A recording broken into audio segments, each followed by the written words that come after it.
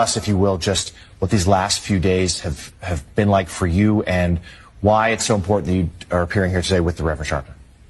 Well, so I will be honest and maybe a little more vulnerable than I normally would be. These have been some of the hardest days of my adult life. I don't ever remember a moment like this. I have family in Israel right now under siege and being deployed to the front lines. I have staff who can't locate their family.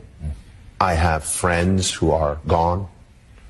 And I think Ambassador Danone put it well in a context that Americans can understand. 9/11, the evil that was perpetrated here.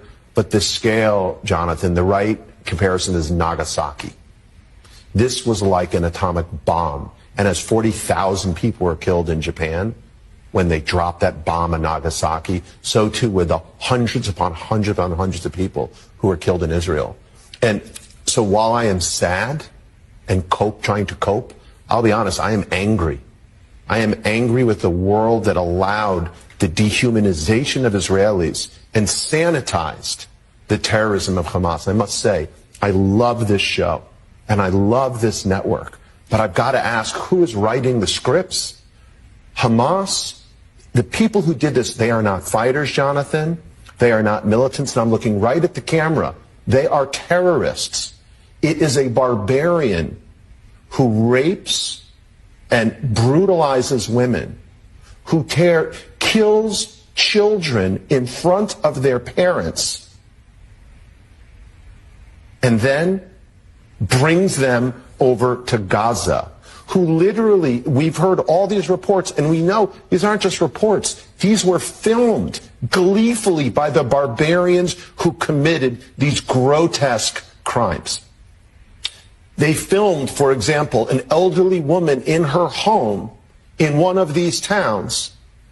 They burned her alive in her house because she was too infirm to take out. And, you know, parading women bleeding from the crotch because they were raped throughout Gaza while people hoot and holler and cheer. So look, you know, when we say, oh, this was an escalation, it was bound to happen, I am sorry. This was a massacre that was pre-planned.